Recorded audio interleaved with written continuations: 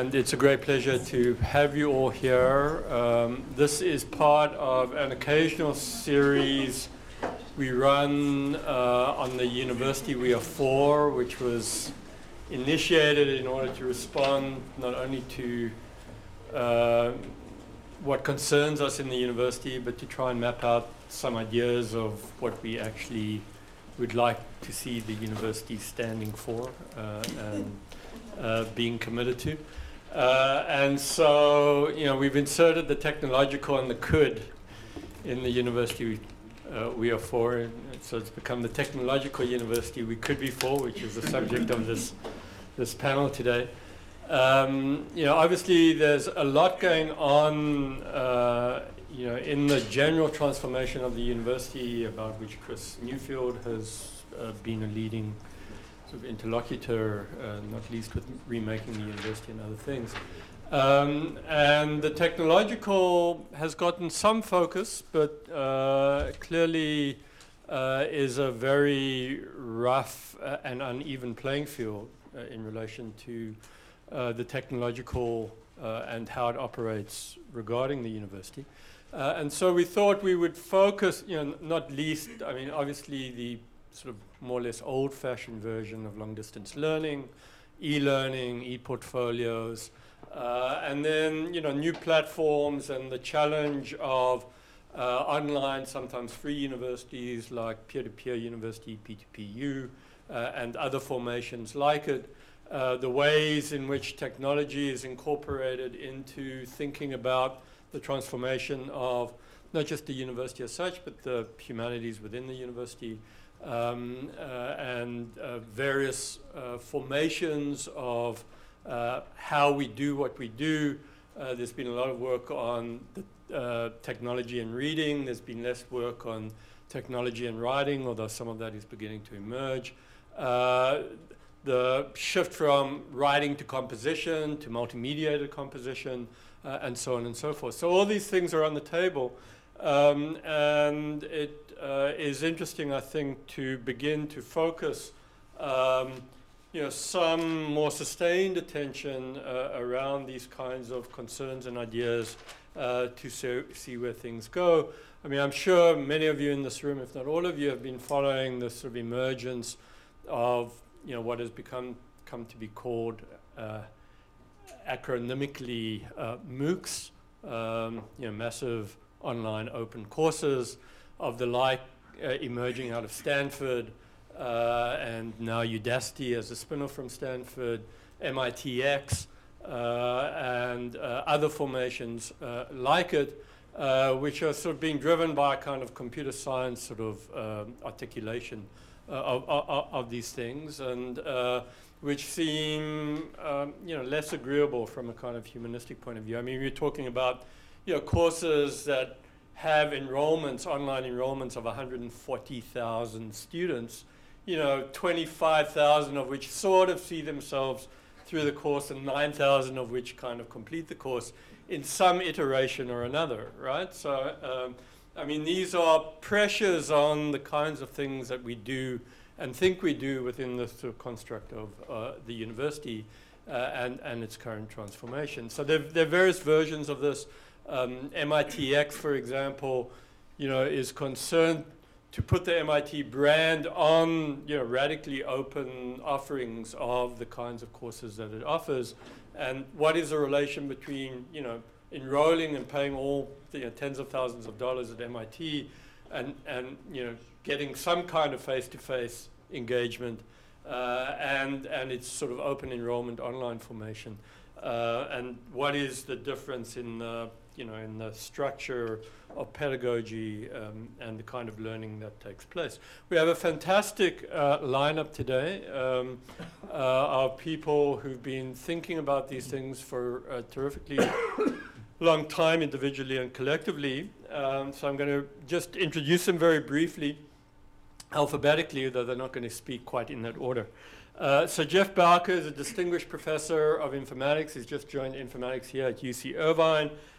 So literally in his first quarter here at UC Irvine. So we want to welcome him warmly, and it's great to have him here. He's long been engaged with UCHRI having been at UCSD some lifetimes ago. But we're thrilled to have you back. He works on cyber scholarship, cyber infrastructure for the sciences, critical reading of databases, classification and standardization and its consequences. As a major player now in STS and in things like memory practices and the history of information practices. Beth Coleman teaches in comparative media studies at MIT and is a fellow at the Center for Internet and Society at Harvard Law School in Cambridge, Massachusetts. She works on, as well as creates media design around virtual worlds, X-reality, geofilms, machinima, animation, and as well as racist technology, and has a new book just out that I encourage you to go and take a look at. Johanna Drucker is the Breslau Professor in Information Studies at the Graduate School of Education and Information at UCLA. She works on alphabet historiography, modeling interpretation for electronic scholarship, digital aesthetics, the history of visual information, design, the history of the book and print culture in relation to the history of information, and is currently working on visualizing information, a very important topic. Chris Newfield, many of you will know. Chris was just here not a few days ago, I believe, right? So welcome back. He's a professor of English at UC Santa Barbara and has a history in thinking about both the culture and political economy of the university and the transformation of the university over the last 40 or 50 years under the pressures of neoliberalization and other forces. He is probably best known for his book, The Unmaking of the Public University, which is us, and now co-runs the terrifically informative blog that we all daily pay attention to, Remaking the University. Chris has long been engaged in thinking about the structure of the university and its transformation, and increasingly the role of the technological in that transformation. And I'm happy to say he's engaged in a research project with us on thinking about the place of higher education in the state of California. And then Nishant Shah, who's a very good friend of ours, co-directs the other Center for Internet and Society, not the one in Cambridge, Massachusetts, but the one in Bangalore, India, where he directs research. And his primary focus is on technology-mediated identities, spaces, and everyday cultural and civic practices, and recently co-produced this in relation to that other Center for Internet and Society in Cambridge, Massachusetts, where they produced digital natives.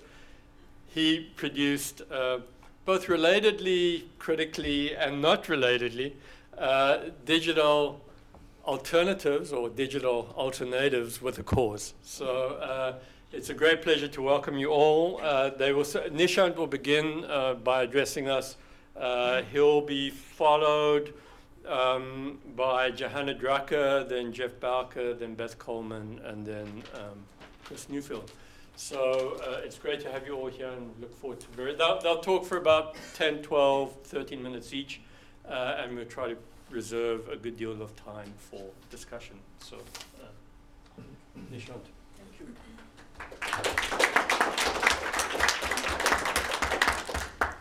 Hi, so this is so great to be here. As I'm going to take the privilege of being the first person here and say that most of my presentation is part fantasy, part speculation, part hypothesis, and perhaps a little bit of research that we've been doing at Center for Internet and Society in Bangalore. I see my role largely as a provocateur, so I'm going to throw in what I think are provocative statements. Hopefully it won't provoke anybody to fall asleep.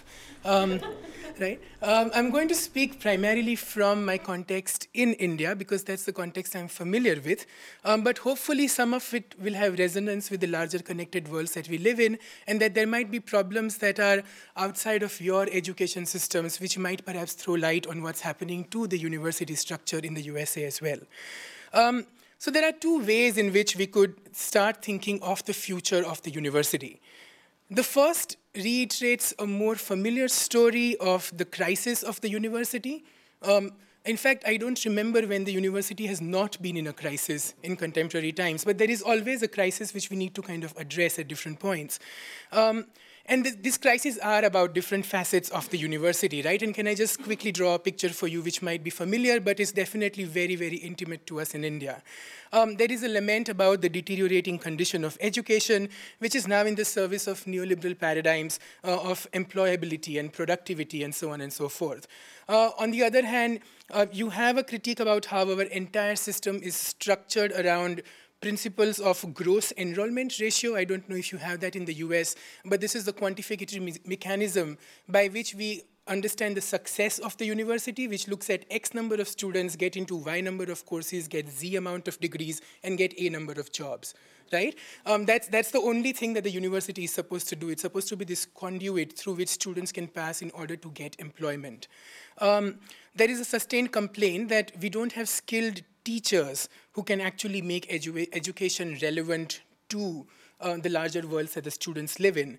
The critique is strident that the students have an increasingly functional relationship with education. So India is possibly at a very, very paradoxical situation right now, where we have more students in universities than we historically ever did, and yet there is a constant perpetuation of social and political inequities and injustices. So basically, it's something about the function of education's gone wrong, because more and more people are getting educated, but not more and more people are becoming what the function of education was supposed to become good citizens, to become good human beings, and so on. Right? There is also then a general shared crisis that all of us work through, which is how we are all experiencing an extraordinary amount of resource crunch right now, especially for those of us who are in social sciences and humanities. And there is this perception then that the most exciting, innovative, path-breaking research is actually happening in locations outside of the university. There is this utopian space created for us, which is about corporate research centers, internationally funded think tanks when new research is happening, and maybe that's where the universities need to look at. So all in all, if there was ever a good time to announce the death of the university, I think this is it. Yeah? And we're right there. And you experience it with me, and you can imagine that the crisis is overwhelming and ruin is just around the corner. However, this particular narrative of the university in ruins, for me, is a fallacy, and this is where I want to kind of lay out a framework for you to think about these questions. I want to propose that there is a second way of reading to what's happening in the university, or rather to the university. But for that, we need to make a separation, and the separation I'm proposing for you is really very simple. I'm suggesting that we need to make a separation between the form of the university and the structure of the university, which are two separate things. Yeah? Or in other words, if the university is an idea or a concept or a way of thinking about knowledge and its socio-political and cultural relationships, then the brick and mortar university that we are all familiar with is actually only one manifestation of that particular form. And that this separation might be really interesting, because the narrative of ruin that we are constantly engaging with is actually about this one particular structure and not the form of the university. I'm proposing to you that while it is necessary to find ways so that this structure can evolve, and that we find new ways of development which might able to sustain it and all of our jobs therein, we also need to realize that this is not the only way by which the form of the university can be articulated or materialized, that we have not yet exhausted the possibility of the form of the university.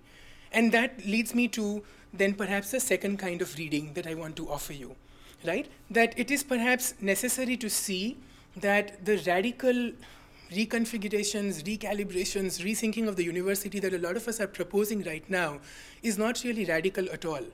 because it seeks to sustain the material structure of the university that we are familiar with.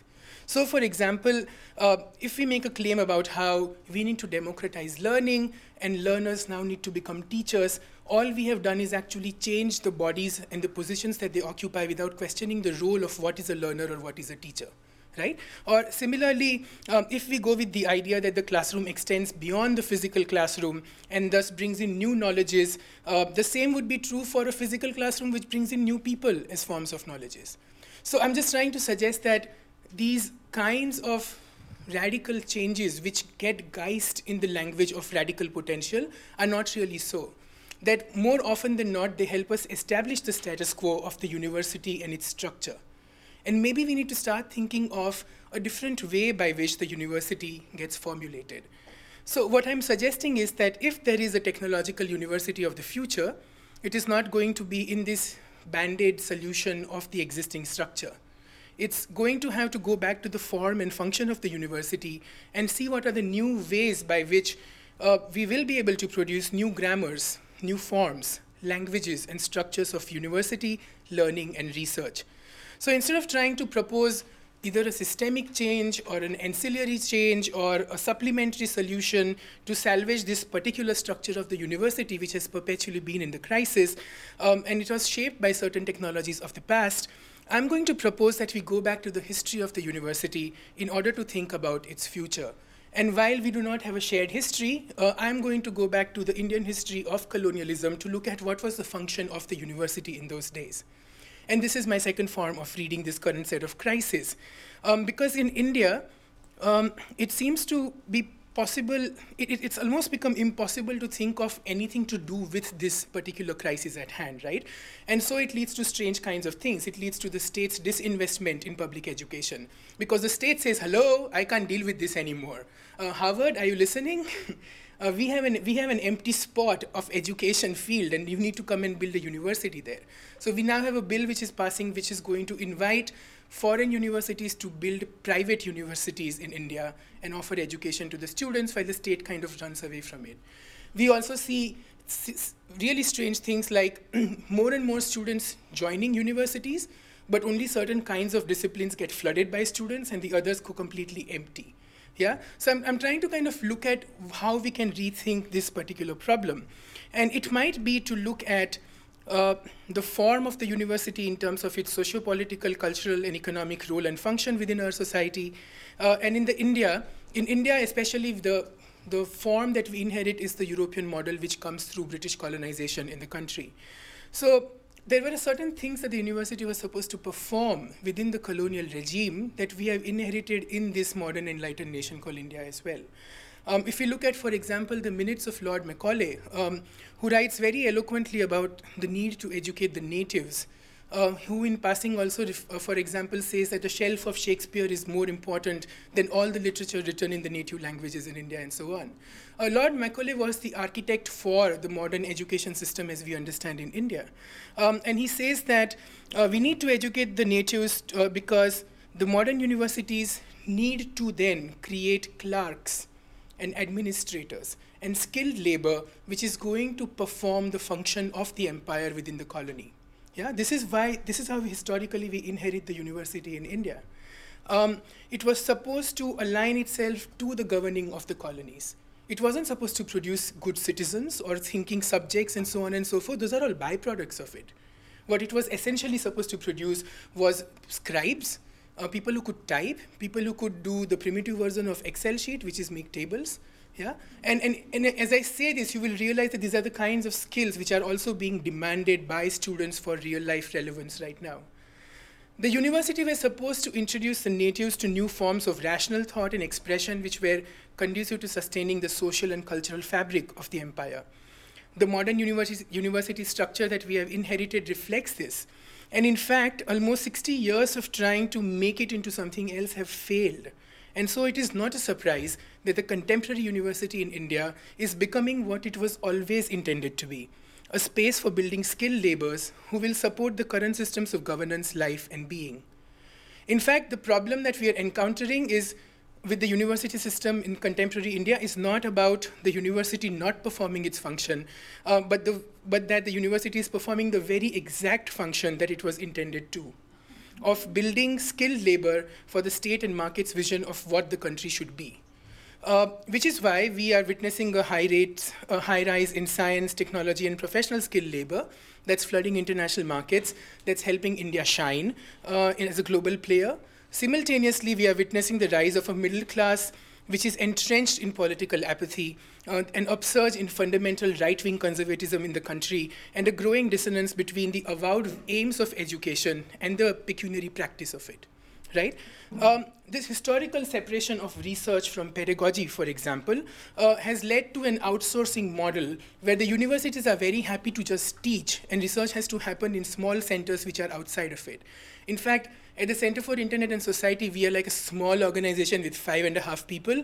We right now have 23 universities who are knocking on our doors and saying, will you design a course for us, which will be taught to our graduate students or undergraduate students. But every time we put a condition saying yes, but this will have to be accompanied by building faculty competence within your university to teach these courses, there is an immediate going away from it, right? So there is now a strange way by which the university is emerging within this place. And what I want to do then is that if there was a technology university of the future that we could be for, I don't have specific answers to it because this is research which is still like very much thought in progress. We've been trying to deal with both at the policy level but also at individual levels, different kinds of universities in India, and trying to put them together. But I have some suggestions, maybe 3 in all, which I'm drawing from work which is done especially with students because they have been the most fruitful conduits of thinking about the future of education. And the first one is, and most of them sound very commonsensical, but I thought I might flag it anyway because we might take it up in discussion. The first one would be to build open universities. It sounds like such a simple thing. This is what we should be doing. We should be building open universities. What would open universities constitute of? One, it would move away from the established student-teacher roles. Let's not try and democratize learning by making learners into teachers and teachers into learners. That doesn't solve anything. The second, which is to build universities that are for learning and anybody who is interested in learning. The ways in which universities are structured right now, you have to become a bona fide student in order to be a learner. Yeah? And that learning has much larger knowledge economies which we need to tap into.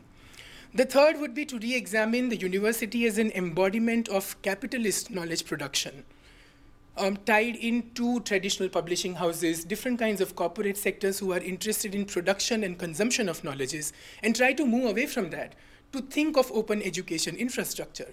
Open source, open code, open technologies, open access to knowledge, open curriculum, open syllabus. There is just so many different ways by which these things can be materialized. And there are experiments which are going around, and the digital has a lot of very important role to play in that. The last thing would be to build open infrastructure of learning and knowledge production and trying to dissociate the university from traditional knowledge producers. So these are 4 things that have been flagged in our research in trying to understand what an open university could be. The second would be, and this is where the digital, the virtual perhaps come into play, is to move away from the brick and mortar universities that we are familiar with. While it is important for us, especially academics, to find perches from where we can sing our songs and fly, it is also necessary to find these perches which are not necessarily physical. Doing away with the separation of disciplines, which is actually one of the biggest core costs of any administrative unit. For every discipline that you formulate within the university, you then have an administrative staff which is so massive that sometimes the core costs of running it are much higher than the core cost of actually the programming, the education, right? So the possibility of going back to that Kantian moment where the disciplines did not desegregate, where the disciplines were together and they were able to function together is something that we're learning from streamlined education in small research centers like us. And the third is to combine the classroom with incipient and informal processes of learning. I just recently, I'm fresh out of the digital media and learning competition on badging for lifelong learning, and I think that's exactly what it was, which was to say that grading does not have to be the end of learning, but it has to be the beginning of it. It has to recognize different kinds of skills that students bring to learning environments and trying to establish them as things which can be evaluated through is an interesting idea. And the third third model that I have to offer is to re-establish the university as a political form. Not the university as a site where politics happen, but the university as a form which is political in itself. The university as something that builds hierarchies of knowledge, education, and learning. Examining the role of the university in existing, what have I written there? All right, examining the role of the university not only as a space where different kinds of revolutions get staged, but that it is producing very structures by which political hierarchies are built into the society, right? The university not as a benign space. The university is necessarily a space of exclusion. It's about trying to find people like us and people who are not like us, and trying to kind of destabilize that particular structure. It would be very interesting to question the role of disciplines. I used to have a sociology teacher who once we were sitting in my graduate class, and there was a bunch of people who came in and said, we want to do surveys. Can we do it? And my sociologist professor looked at him and said, class, we should let them do surveys because surveys are very, very good for sociologists. Yeah, that's all there is to it. That surveys are good for sociologists. That's what disciplines do. The innate desire of a discipline is to produce more people who would occupy that discipline. The innate desire of English literature discipline is to produce English literature students. Anything else that you produce is just a byproduct.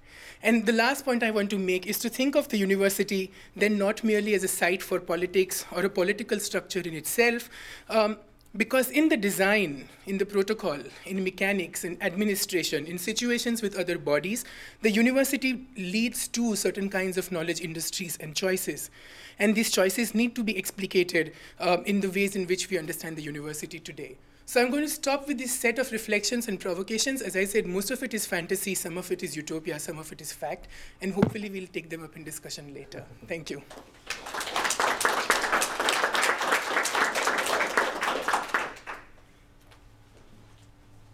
Thank you for that very inspiring and provocative beginning. As I come through the front door of the library, the visitor sign pulses and glows, recognizing me for a stranger.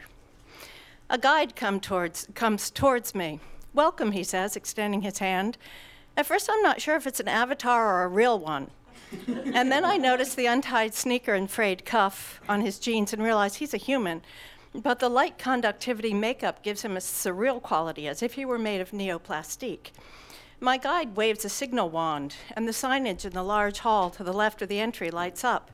The illuminated fretwork speaks volumes, as if all contemporary knowledge were mapped into the old architecture. The words history, geography, literature, statistics, ecological studies, and other big subject categories appear as if suspended in thin air. And each area of the room is segmented into a topic or theme, like some vast spatial encyclopedia. He waves again, and tag clouds appear around the subjects, delicate arrows pointing down to clusters of people working. These are the projects in progress, he explains. Los Angeles and the silver screen, water resources in real time, the Steinbeck project, and so on. The newbies, community people, first years, anyone who wants to come, are hard at work at input devices, task tables, scanners, keyboards, and cameras, while scattered around them is all the debris and detritus of output, three-dimensional models and supersaturated prints, mock-ups, and spreadsheets. The walls are lined with books, real and virtual shelves of them. Above the scene, the brightly decorated beams of the old structure are just touched by fingers of sunlight streaming through the colored glass of the fine old building, or a convincing simulation thereof. The arts and crafts motifs in the ceiling decoration find an echo in the social world below, where the Guild of Cyber Artisans in Training is organized around teams and tasks, and sound baffles made of recycled plastic spun into fibers add their delicate lacework to the scene, actively absorbing excess sound and recycling it into buffer bands, swelling their little molecules along the way. Knowledge production was and always is opportunistic. The first universities were extensions of monastic centers made to support publication and dissemination of legal, church, medical, and humanistic knowledge.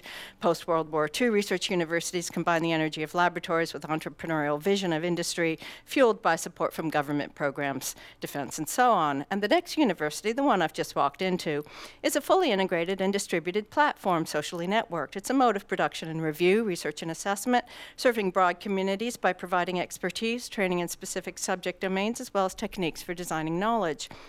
The newbies work at well-defined tasks, my guide says, tagging news feeds, transcribing data, adding georeferencing, identifying species markings, clocking molecular bonding rates and new synthetics, taking info off the live feeds and putting it into the modules. The tasks are all a combination of tech skills and discipline-specific knowledge, so they learn both at once. And they do piecework until they pass out of the entry-level skill set. Then they're eligible for higher-level projects. Next to us, a student's been touching the screen repeatedly and getting an error message. Finally presses a help button. From the central desk, another student comes towards her. You only get credits for the task you finish, but if you can't figure out how to do something, one of the monitors will help. They also get credits for their successes, but they can't do the work, they just give advice. So mentoring is rewarded in measurable units in the newbie tank, as we call this level. I know it all sounds very hierarchical, my guide laughs, but it's just a giant multiplayer game. You bump up as your skill set goes up, and you get credits, your fees are reduced, and your status improves. You get a free ride if you want to work for 2 years in the cultural commons or on community projects. And at the most advanced level, you model problems, you design project infrastructure, you connect primary sources and communities, and you work with continuing education groups from pre-K to seniors, or doing real-world outreach work with ecological data, real-time feeds, policy, archives, augmented site development, and so forth. Or else, you can play. You can make theater, art, films, dance. We pass a history cluster working on Los Angeles' development and growth, and they're sorting a new set of uploaded zoning documents and rulings, maps and old briefs they'll transcribe and send up to the second floor for evidence assessment by a team of advanced students, faculty, and community historians. Suddenly, a screen flickers and a face appears. It's a third year from the archives group upstairs. Check these out. She's gesturing to a mass of glossy black and white photos in her hand. I'm sending these through. Voices lift in excitement as they recognize 1930s film stars surrounding the mayor in a ribbon-cutting ceremony. One of the newbie scribes expands the metadata fields on the screen to call a controlled vocabulary into play, searching and matching other image references. And we see someone on the upstairs team pass a scanning bar over the first photo to feed the file to an image parser, while another deciphers the handwritten notes on the back of the print. In my cluster, they throw the image onto the touch table and enlarge it for detail. Somebody says, I think she's wearing Schiaparelli.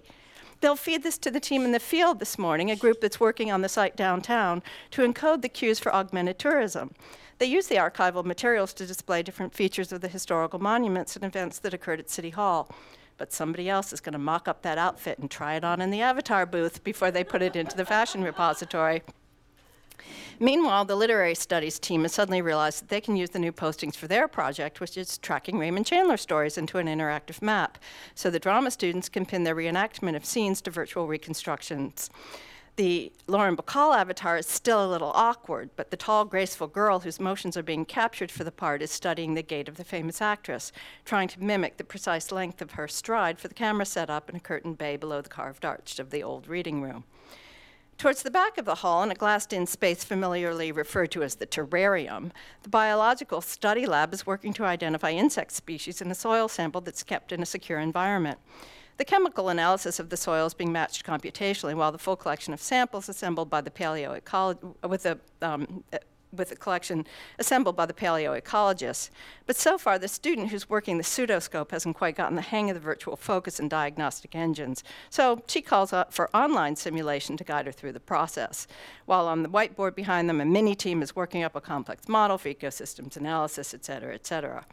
And luckily, when they get stuck, they can send this model up to the quantum computing lab on the 4th floor, where they feed it to the asynchronous parallel high-speed machines. The biocomputer cluster is apparently making huge strides as well. We don't want to anthropomorphize it, and it's upstairs near the scribal space and virtual conservation labs. As we turn into the main hall, an exhibit changes as we walk through it, readjusting to scale and view, and the display of pre-contact Californian settlements is the result of hours of efforts of coders and proofers and folks working on simulations of architectural remains and fragments of artifacts from digs, museum collections, inventories of classified and unclassifiable subjects. And another case, a group of anthropology students is testing their hypothesis about ritual practices in native sites. Role-playing games allow many of the ancient activities to be experienced, but some parts of the hunt and other rituals are protected parts of the virtual world, only accessible to members of the group whose language skills are used as a key, though it is tested against the probability algorithms in the language atlas just to keep the authenticity index up to date. The organic chemistry class has just come in from lecture and is about to organize into organism innovation teams, creating tiny critters for the mutant chorus in an epic fantasy of ecological struggle. Real worlds and possible ones are barely distinguished in their project, though the line between these is carefully monitored by the firewalls and eco-secure cyber locks that keep the viral messenger DNA from getting loose. The sound of tiny units of code vaporizing the void space is barely audible, but once in a while, a little hiss and spatter reminds us we're in a smart environment in which monitoring is highly developed. I'm pressed for time, or I'd posit every cluster and workstation, but I'm eager to move outside to the augmentation field and see how the projection cycles are working to produce the alternate architectural history of UCLA. Apparently, Richard Neutra, the visionary modern architect, was once considered for the campus design, and a virtual tour has been imposed on the site so it can be experienced in the great as-if of history. As I'm leaving, a group of quants, as the members of the quantum computing team are called, cross our path. They have the look of having pulled another all-nighter and are blinking in the light as the light from the front door hits their eyes. They seem, for just a brief, almost illusory moment, to give off a faint aura of visible energy, like a field of sparks dispersing their concentration. Behind me in the buzzing hall, the whole integrated system is at work. The generative conversations, applied concentration, diversions, distractions, and gamesmanship of learning would all be visible in a vital, rapid flow if I turned back my eyes. No graphic translations needed, but if I wanted one, I could turn to any activity screen and check the real-time trending at any scale or level of focus across the system. See the rates of input and output, the blockages of rapid streams, or translate the swarming points into semantic terms, or track the complex adaptations of the system within itself. Or I could call up a handful of little minis, the avatar assistants, and ask them to find anything I'm looking for in the vast files or analog shelving systems they know so well. The university has become a living organism. In the peculiar paradox of post-vitalist conditions, emergence breathes with humanistic life and spirit. So to reimagine the production of knowledge so that it invites sustained play, poetry, dance, theater, games of science and history, role-playing and pedagogy, urban ecology and invention, sustainability and material sciences, questions about the limits of tolerance and difference, immersion in the sounds of natural languages preserved and formal languages refined, of ancient music and future texts. This is the university in the age of delightment.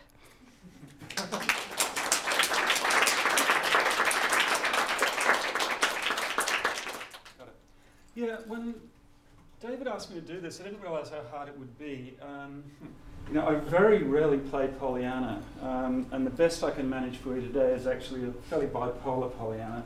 But I will try and make some points about how things might be good in the future and some great stuff that I think is going on. I'm essentially going to make 3 points. It's not looking great.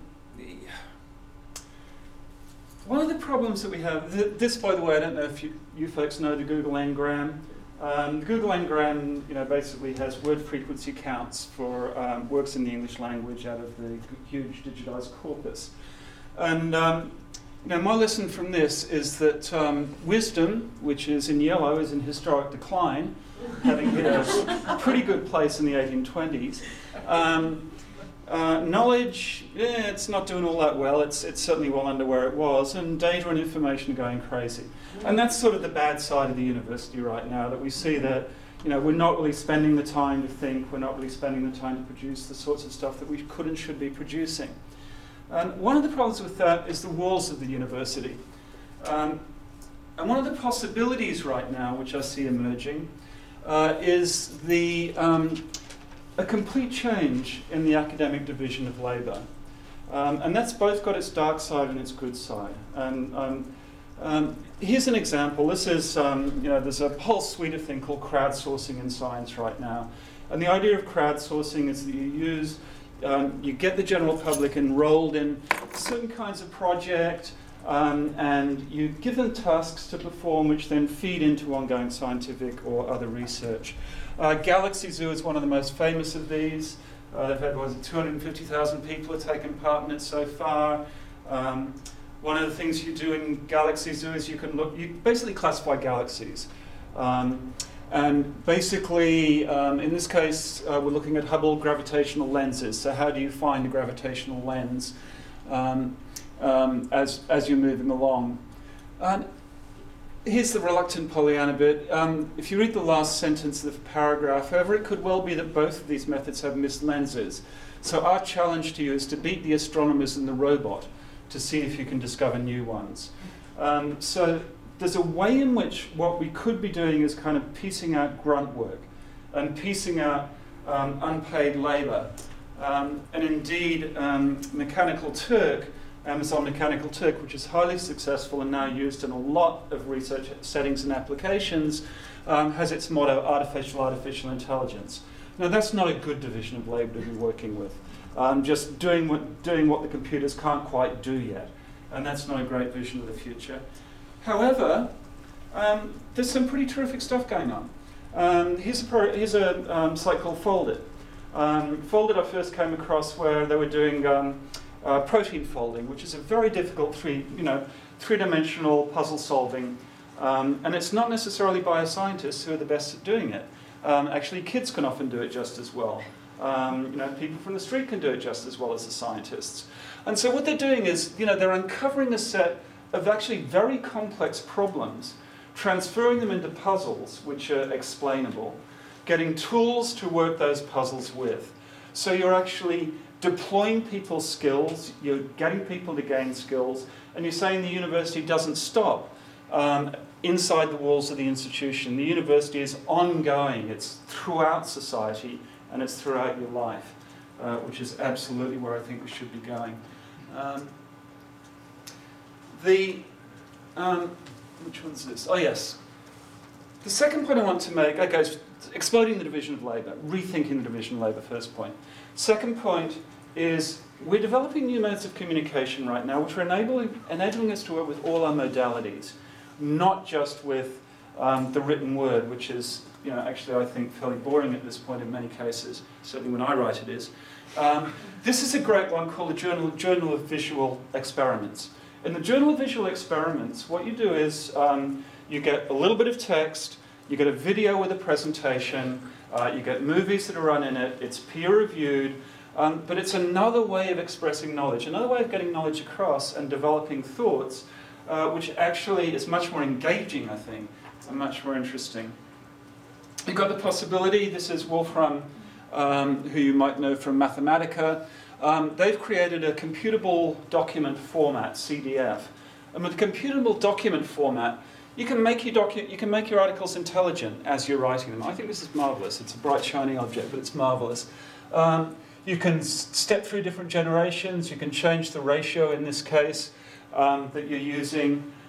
So your articles themselves, your knowledge production itself, is in a sense an intelligent artifact, and an artifact that you can interact directly with. And I think that ability to interact directly with artifacts, the ability to interact directly with databases and data sets, holds great promise for the future. Which one's that? That's not coming up at all well.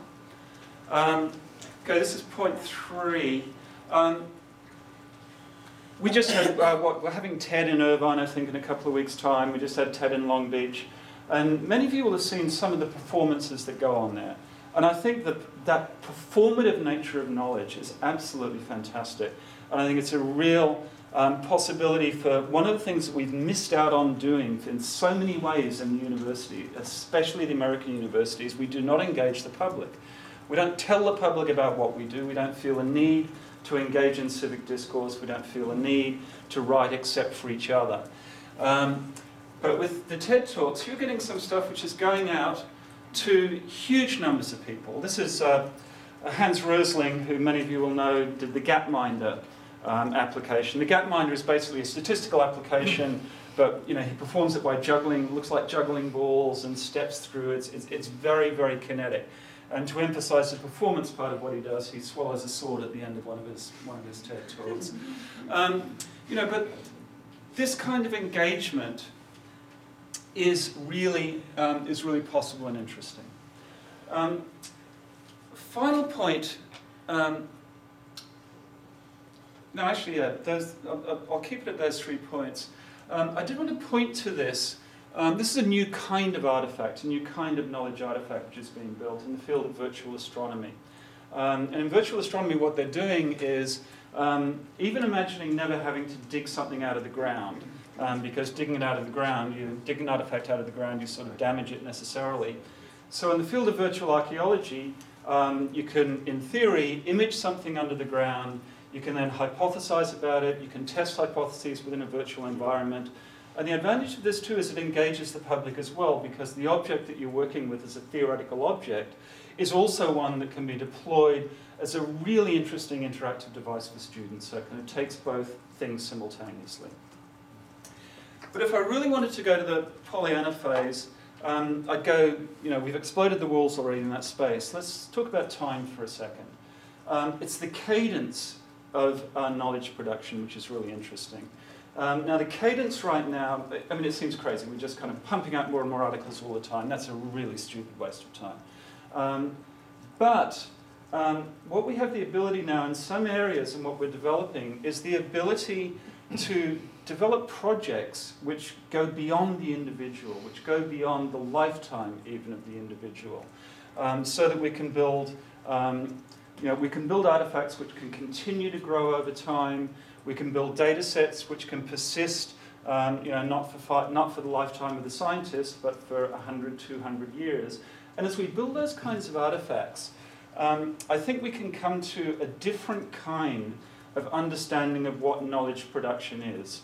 Our problem is if we see knowledge production as being, that's what happens in my brain, and what comes out of it is what's written on paper, that really is a defunct model, I think, of doing academic work, of doing thinking work, of creating wisdom. What we need to be able to do right now is the idea of the author, it said, came in with the printing press. I think one of the great possibilities for the future is the death of the author, the death of the individual author, the possibility of recognizing that all scholarship, all knowledge production is necessarily collaborative, necessarily cooperative. And what we can do is work together to use these sorts of possibilities to build new kinds of knowledge artifact which which are much deeper, engage far more people, and represent the way in which knowledge can and should be produced in the future. Thank you.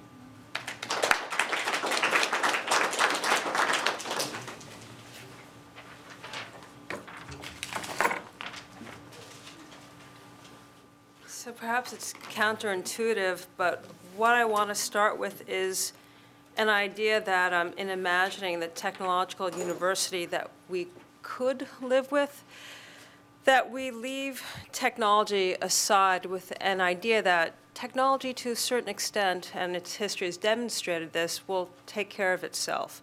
So there are caveats there and qualifications in terms of, well, which kinds of technologies and all the rest of it.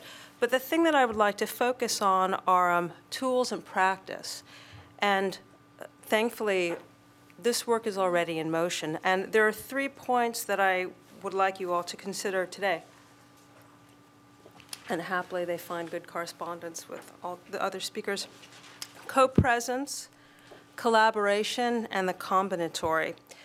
So the idea of co-presence becomes increasingly important as we have the fact of the increasingly distributed university, where you have off-location, online learning, some of the things that David was mentioning earlier. And we also see a great risk of only the people with the financial resources and also social connections who will attend a physical university, and then the rest of us who are kind of online, working as best we can with our different groups. And if we work toward developing more robust practices and also engaging our tools for co-presence, so a sense of being present to each other via mediation, there's a possibility there that we will not have such a strict division between those of us who are located in a university and have face-to-face engagement, and then those of us who can only somehow pick up the remnants of it. And I don't know how many of you have firsthand experience of taking an online course or teaching yourself something with course materials, but not having kind of both your social group, the students around you, and also not having the professor there. And we know that there's a vast difference right now. So just to work toward how do we create a better convergence between those two relationships, so how co-presence can be developed. So not just for distance learning, but for all of us as participants, so we can participate better together. So collaboration, and this certainly builds on some of the work of Henry Jenkins and Clay Shirky and what Haystack and DML is doing, thinking about interdisciplinarity in a very productive way in which we bring in some of the methods, if we can call it methods, of the hacker, the autodidact, where we have to learn how to do something and we learn it together. And there's also the necessity of an interdisciplinary working group to actually to be able to produce the kinds of knowledges that we need now and we need for the near future, which I think coincides a little bit with some of the examples that we saw earlier in terms of, well, what does it mean to produce this well? The other part of it is collaborative work with a greater sense or an increasing sense of agency, where everyone has a sense of their part and also learning the expertise of another person. And the question of whether we dissolve disciplines, I don't think it's so easy just to say, well, then let's be rid of disciplines. They take too much time or they cost too much money.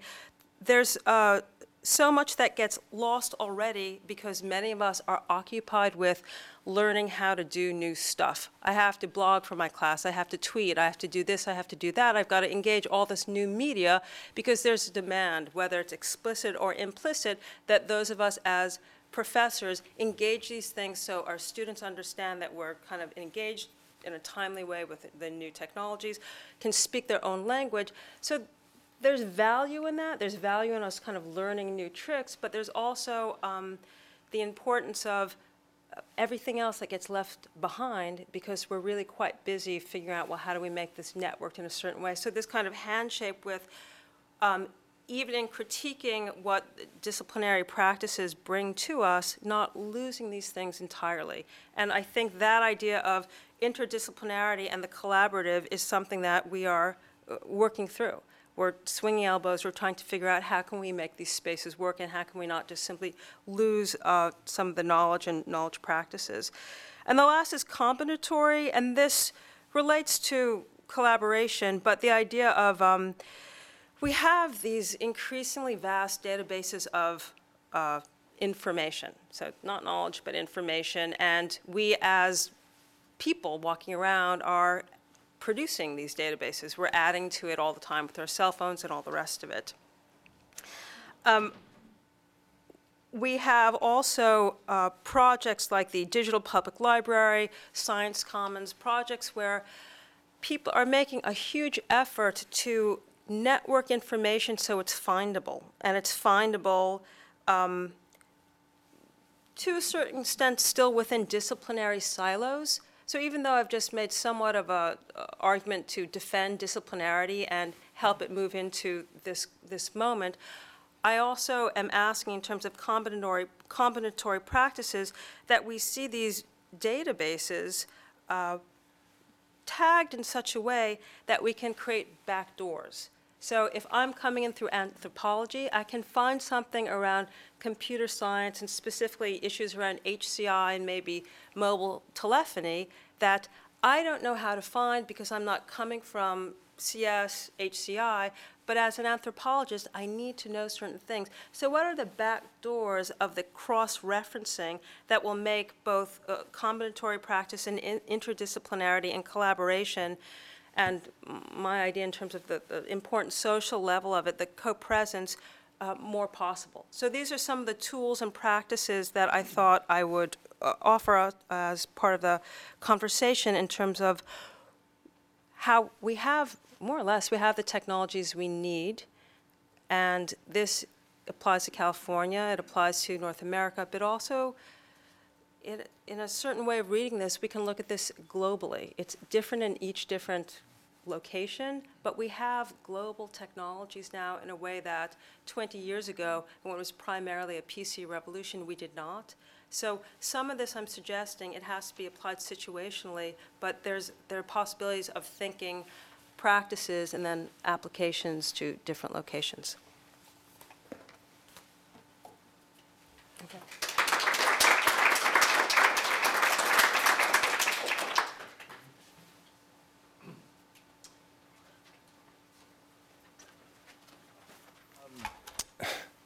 This is a question of need, but for me it's also a kind of a question of fantasy. I am pretty clear about my fantasy about education, in which technology is a tool, and that is summarizable, I think, as Harvard for the 100%. I mean, like real quality, mass quality, which was sort of the fantasy of the master plan initially, in which you'd get really excellent stuff for a much larger percentage of the population than before, but then taking that far beyond the imagination of it that we've had so far in the post-war period, and for a racially and internationally much more diverse population than was even imaginable in 1960. We don't know how to do this yet technologically. We also don't know how to do it socially or culturally. We don't really know what a society would look like in which human capabilities, to use the term that Martha Nussbaum has brought into view recently, are distributed across the entirety of the population and not just slotted and developed for relatively thin strata at the top, especially when you think globally. We are not actually going towards the Harvard for the 100% model. We are going in the opposite direction right now. In the United States, attainment, other non-quantitative measures of quality have plateaued over the last 20 or 30 years and are not really showing signs of an uptick that's going to respond to the sort of policy measures that we're seeing coming from the political class, either in Washington or more locally. My concern is fundamentally about the way that education is distributed socially. I see technology as either working for good or for evil in that sort of a context. But I do have a sense of one of the things that's holding us back right now, and I would call that sort of middle tech, mid-tech, a middle brow version of the use of technology in universities, which I'm actually instantiating with this kind of crappy slide that you see in front of you. And you're going to see a lot more mid-tech slides like this, which are basically visualizations of words on a page. I apologize for that in advance. And I'm only partly redeeming myself by actually trying to make a larger point out of that.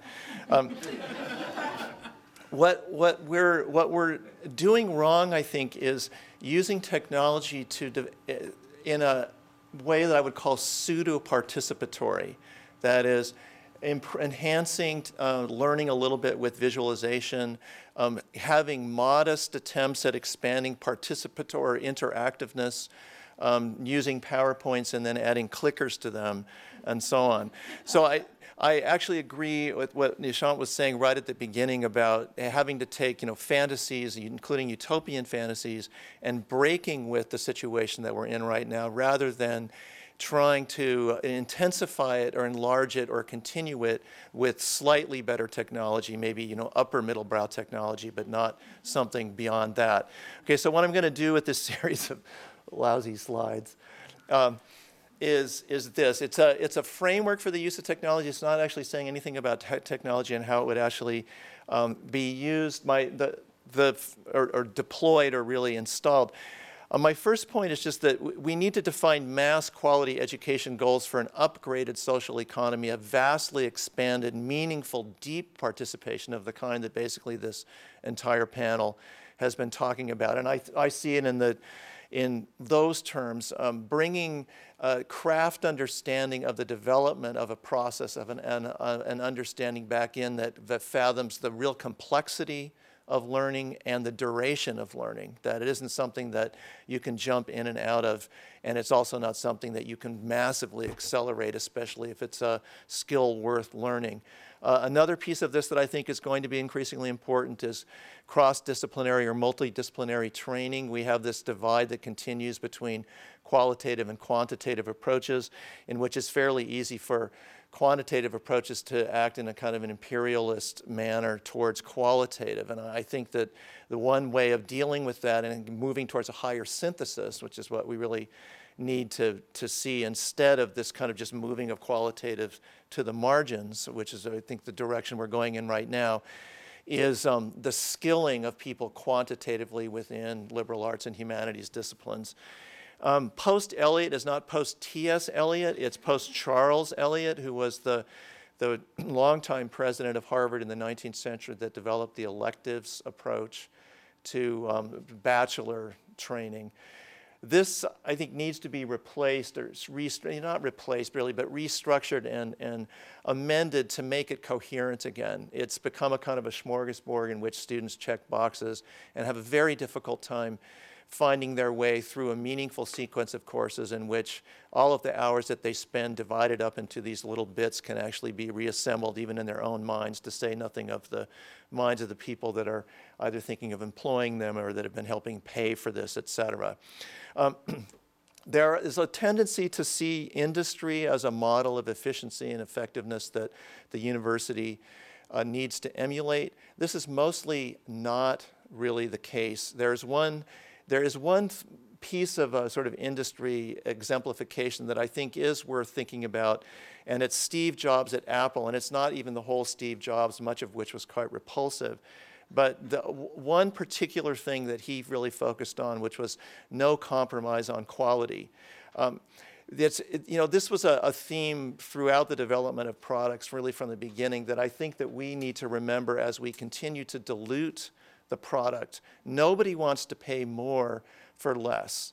Nobody wants to pay more money year after year for less contact with professors, for less sequencing of courses, for more distance, whether it's via technology or something else, from the people that seem to not only have the content knowledge, but the process of acquiring knowledge in a meaningful way. We need to stop the dilution process and just put the quality of what we are doing at the absolute top in terms of the education itself, and then figure out how to fund that quality rather than taking the money that we can get and seeing what kind of quality we can fit into that.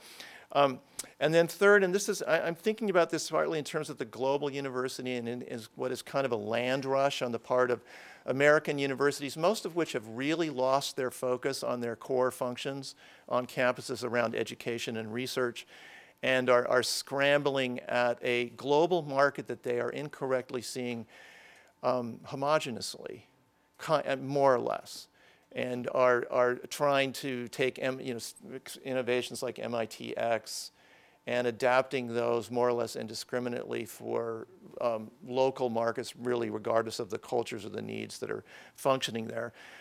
So what I'm trying to start to imagine here, with the help of all sorts of people, including the people in this room, is how we could both dismantle and defend the university as we know it at the same time.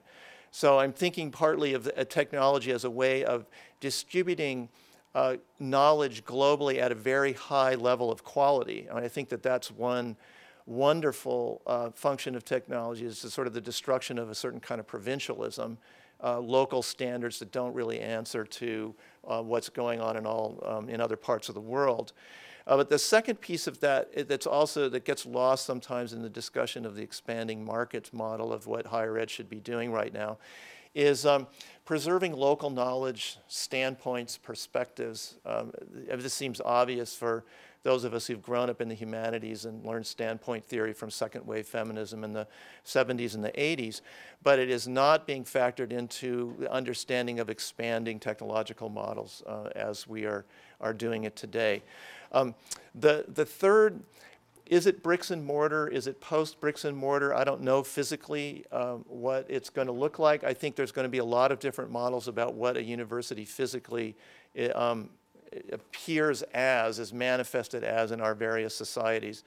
But what I think is going to be a common feature of a university that functions correctly is a feature that's been part of it, regardless of how colonially compromised it has been at various points in its history, as you importantly pointed out before. And that is disconnectedness, independence, not being actually slotted in a kind of a deterministic way to whatever the imperatives of the local community and local elites happen to be at a given time. I mean, this is something that universities have always tried to stand for and have sacrificed enormous sort of resources and at various points and status at various points in order to protect. And I think that's going to be a quality.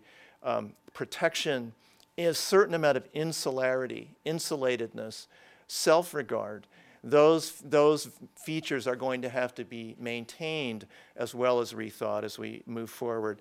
And then the last one, the idea of spreading an American model in which people spend between $200,000 and $250,000, or a fraction of that, say only $100,000, to get bachelor's level educational attainment is absolutely absurd. I mean, there is no model of global economic development in which that is sustainable as anything other than a bubble that will pop, you know, a tuition bubble that turns into a debt bubble that turns into declining attainment over a not very long period of time. Free in the sense of open, also free in the sense of free. Free university in the sense of free beer.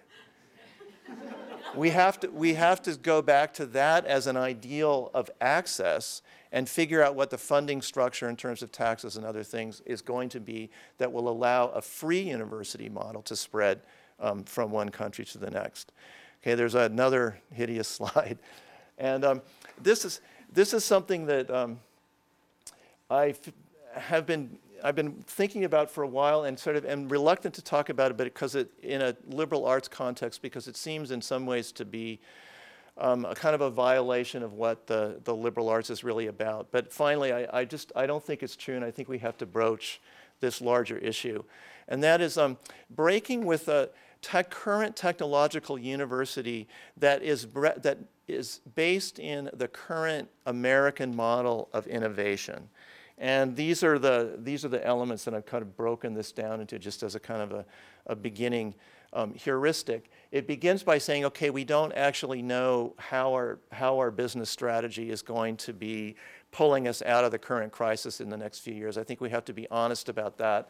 And then I think we have to move through an analysis of the elements that we assume to be part of our innovation or essential to our innovation economy that in fact, I think are part of the 20th century version of that innovation economy that we need to move beyond.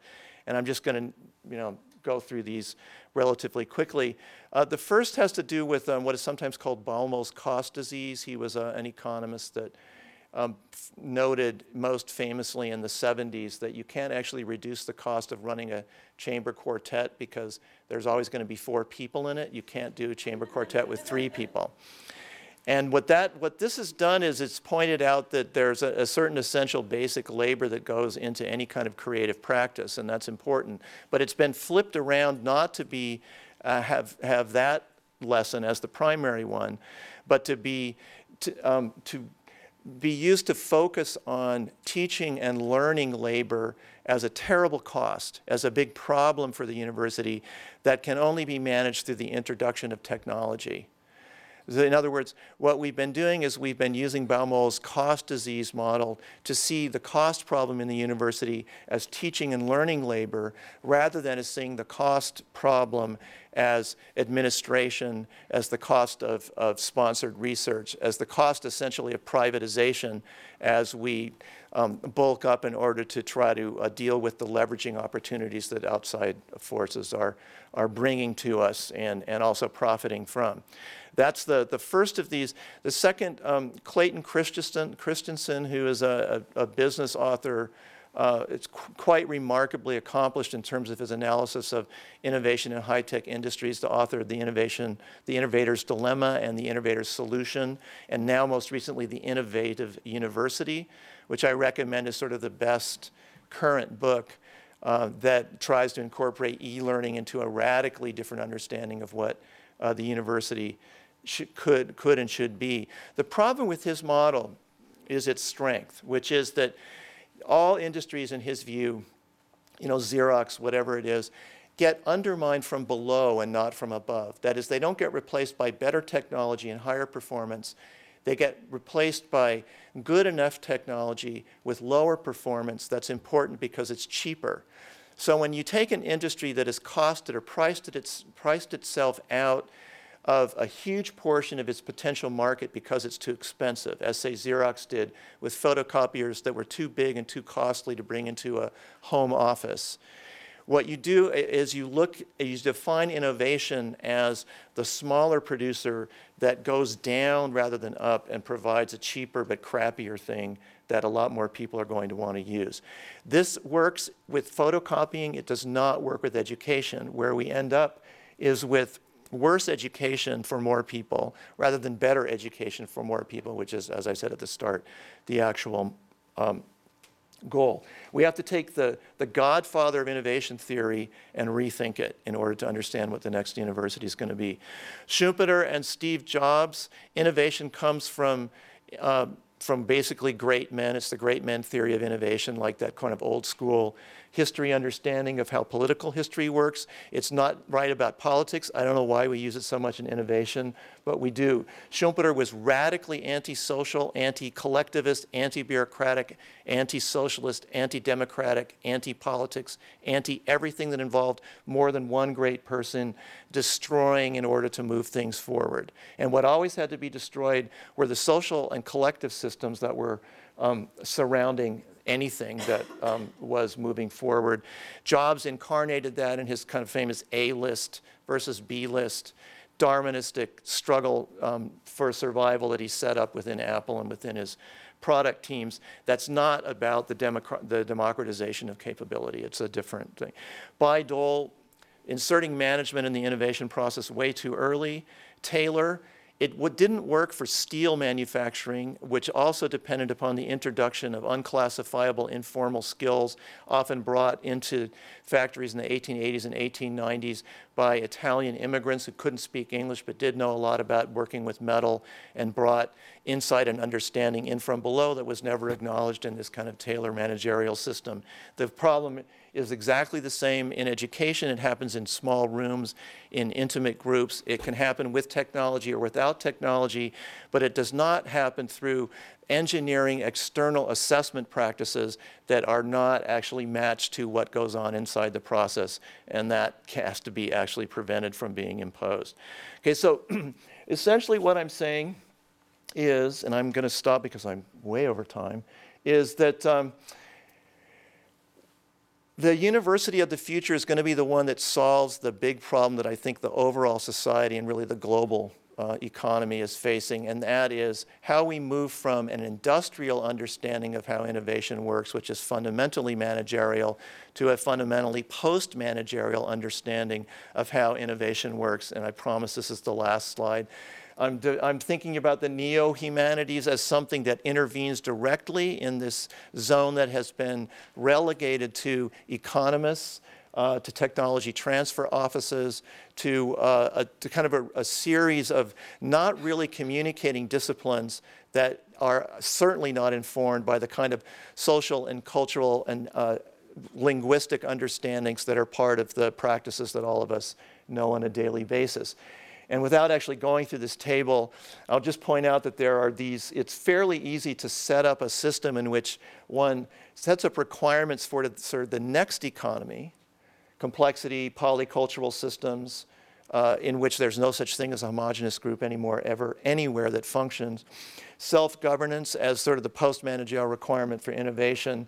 Looking at the kind of Taylorized, Schumpeterianized understanding of innovation that we now have that is sometimes broken through by, tripping strange vegans like Steve Jobs through enormous heroic effort to not actually follow the rules of the system that they are then later used to instantiate, but which instead could be actually overcome and overturned and improved and ameliorated by that last column of elements that I put under the liberal arts.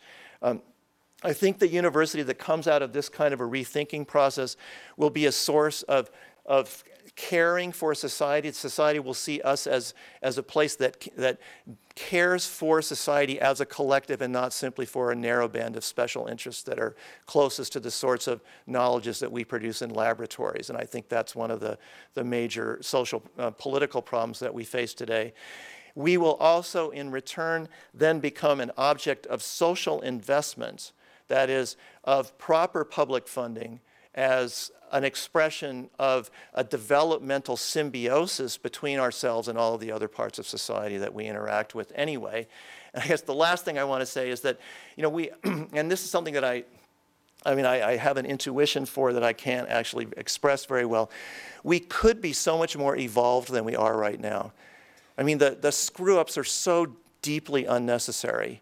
The mistakes are so completely obvious. And my feeling is that the social university, the opened up university, the post-managerial university is going to be a major piece of that next step. Right, thank you. Thanks for your patience with that.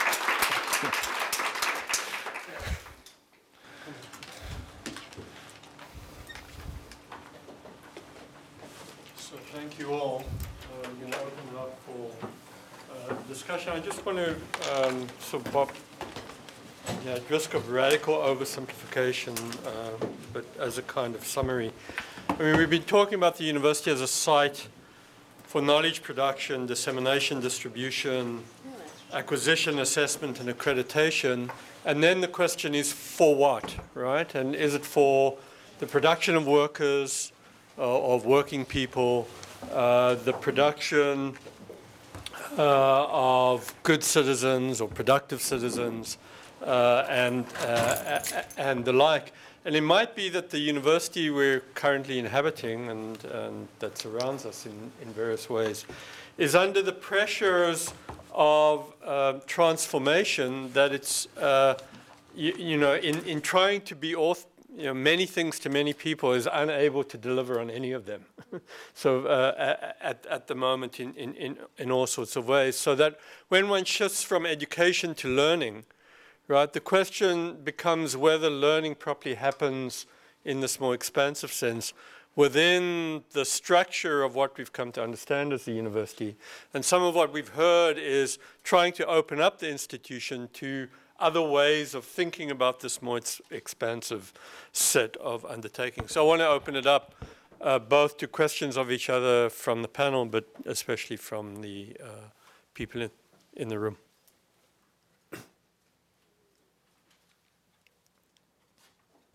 Susan.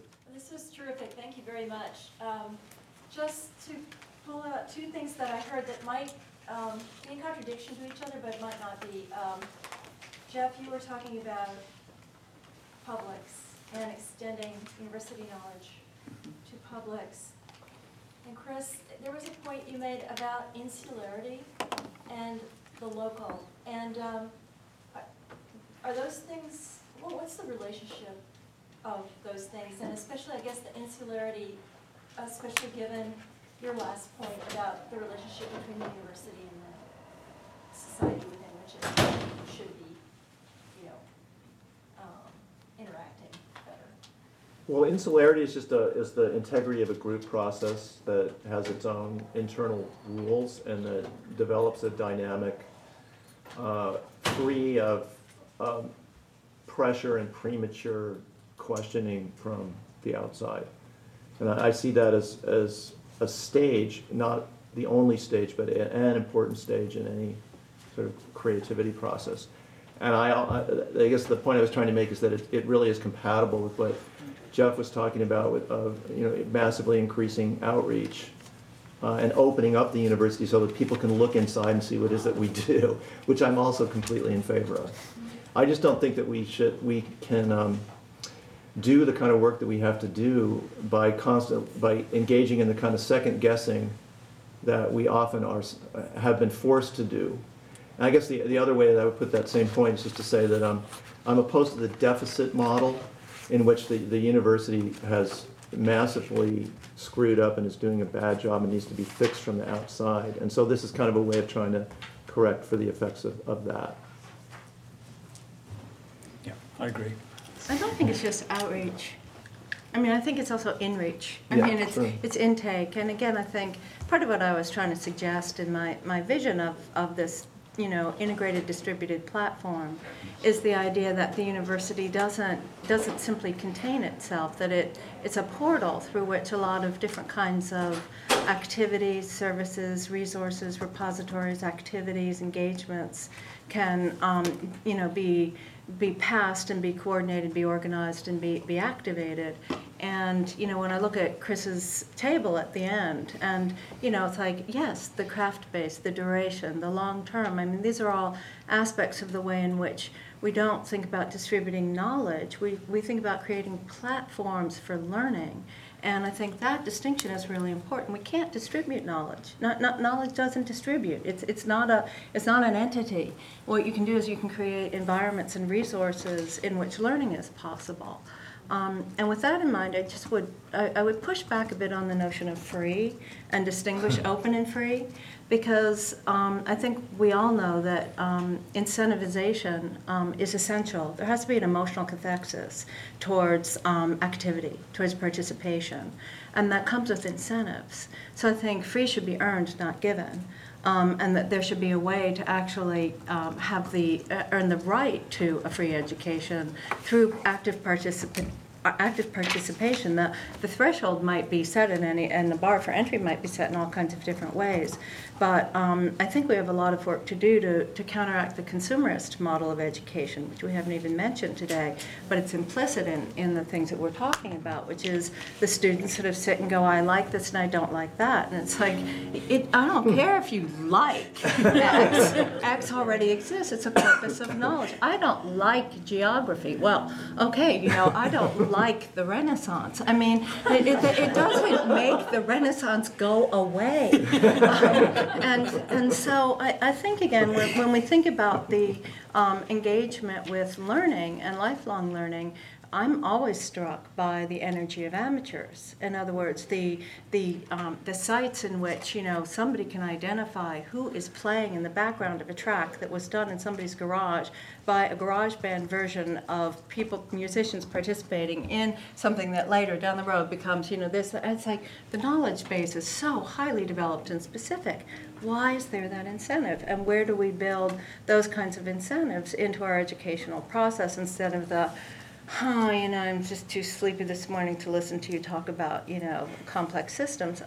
So again, there's an energy flow issue that's going to happen here as well. So I would just say open yes, free no, incentivization and motivation, rather than, you know, everyone is welcome. Yeah, you're welcome if you earn the right to stay. That's why the game model works. You know, the wizard, you know, it's you know, there's no faking it. Either you can do it or you can't, and either you make your way through it or you don't. And so, you know, I think a certain amount of those sorts of social dynamics, it goes back to the, you know, this point about the social condition of learning. You know, that's that old Neil Postman story about little Janie gets up in the middle of the night, she's bored and she can't sleep. She goes downstairs, turns on the computer, and does an online mathematics test. And Neil Postman says, in what world is little Janie getting up by herself in the middle of the night? And in that case, why would she want to do a mathematics test? Little Janie's going to turn on the computer and play, or seek social contact. Which is? Because we want the social conditions for learning. We learn in the reward of social validation and affirmation. So, you know, I guess all the different pieces come together here in different ways. Yeah. But I mean, I'd like to build on that in terms of thinking about, in talking with, I don't know, a biologist who wrote a grant so he could get a lot of money, and the requirement was it was an interdisciplinary group. I said, Pete, how did it turn out? Because, you know, you're getting a lot of money from the military. And what he said is, in this case, this kind of interdisciplinary work at this moment in time, you can neither ask questions that are naive, they can't be too naive, and they can't be too deep. And we actually have to work through this moment where you can't ask questions that are too naive or too deep, because they both represent different sides of the same problem. And it's I don't know, it's a kind of production of mediocrity, and the idea of, well, how do we create incentives in a system? And the model that you just gave us was people actually, if we frame it correctly, people are creating the incentives themselves. So there are questions I have about scale. And we've seen this in terms of surveys of how big a group can work well together. And also, I mean, I don't want to always keep going back to, well, massively multiplayer online games, that's our best model for learning. It's a good model. There's strong things there about how people gain new skills and learn to work with each other and organize. And there are limits to how many people engage in a certain guild or cluster, and then it's too big and it's not manageable and it's got to break off again.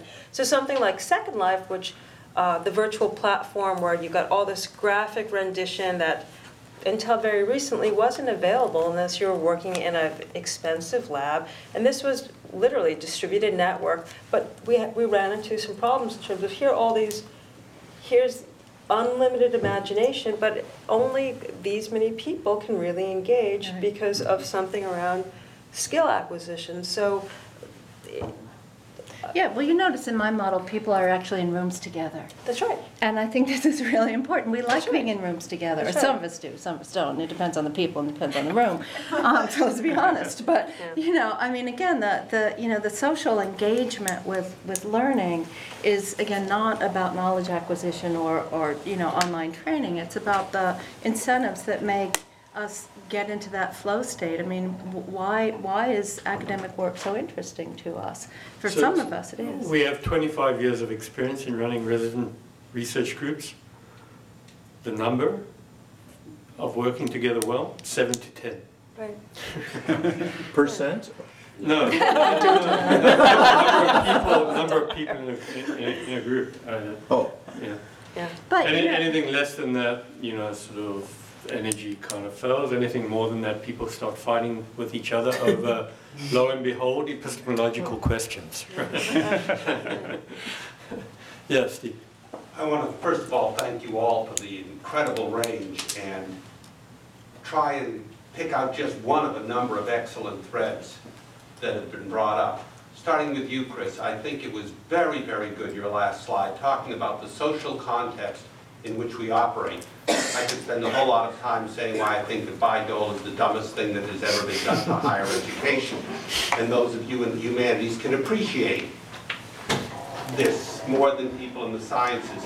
But I think that the real question we have here is if you look at the whole process of learning and the type of learning and the type of education people have to have across their entire life, are we still viewing the university as the capstone of that experience as opposed to establishing a new foundation for what is going to be for the next 50 years? And I think in many respects, we're still not doing that because we're still looking back at, well, what will work with those 18 to 20-year-olds that are coming in? Oh, they're used to playing games, we'll continue playing games. This whole issue of how can we make education go on for a lifetime, I think is one that if we focus on universities, but I'd love to hear other people's opinions. A couple of points on that. I mean, one is, yeah, it always disturbs me when people talk about alumni from the university. It's basically how do we get money from our alumni? You know, it's like they're just objects with, cash registers. And it's clear that, you know, we really, I mean, there's no reason. I mean, we've got this possibility right now of a lost generation, for example, of really fantastic PhD scholars who can't get jobs because the universities are badly cutting themselves down. What a fantastic opportunity to start playing with some new kinds of models of continued engagement over time. And I'd like to reflect a little bit on what you said too in terms of Johanna's point about outreach and inreach. I think it becomes very easy as a professor not to keep learning and not to keep developing. In fact, there's fairly strong incentives currently in academia for you to keep turning out more of the same, just turn the crank. And if you turn the crank, you can get enough articles out quickly enough. So I think we not only need to talk about our engagement with the outside world, but also what model can we change to so that we will continue to develop through our academic careers. And the energy that creates will create some of the energy we're talking about with the social learning. Yeah. And supporting risk, then we have to restructure how accreditation in terms of promotion and all the rest. I mean, peer review. Absolutely. I mean, that's always where it breaks down is the evaluation component right now, and it really is the tail wagging the dog. I mean, it's and it's clearly not just an academic problem. I mean, it's right throughout society. If we can't measure it, it doesn't exist. If you don't hit the metric, it doesn't exist. There's that wonderful old saying in Silicon Valley. If you haven't failed, then then you haven't even tried. We do not I read a lot of scientific work from my own background, and scientists do not in general publish negative experiments, failed experiments. Although there isn't actually now a very good website for failed experiments where they are publishing them. We need to recognise failure as integral to what we do and a very good part of what we do, not a negative part of what we do. I guess I would want to address your point also, thinking about some things that you were talking about earlier as well, and in terms of the, what is the role of the university? What's the role of learning, and why are those of us who are actually addicted to learning and learning all the time? Why do we assign new classes so that we are always learning? I mean, I'm not the person who it's just done one thing.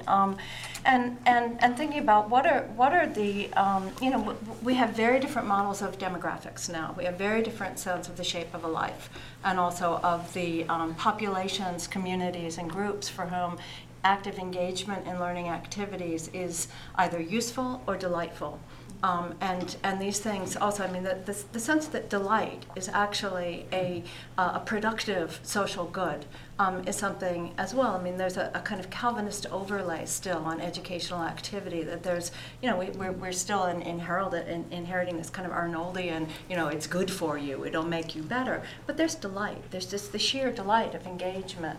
Mm-hmm. And again, the different kinds of values that come out of different communities of not just knowledge, but ways of thinking about epistemology, thinking about what is knowledge, what is learning, that some of the things that I think can emerge in really massive environments beyond the 7 to 10, but that have to do with almost emergent properties of complex systems of social behavior, begin to actually offer us ways to see values enacted in very different kinds of knowledge structures and structures of learning exchange.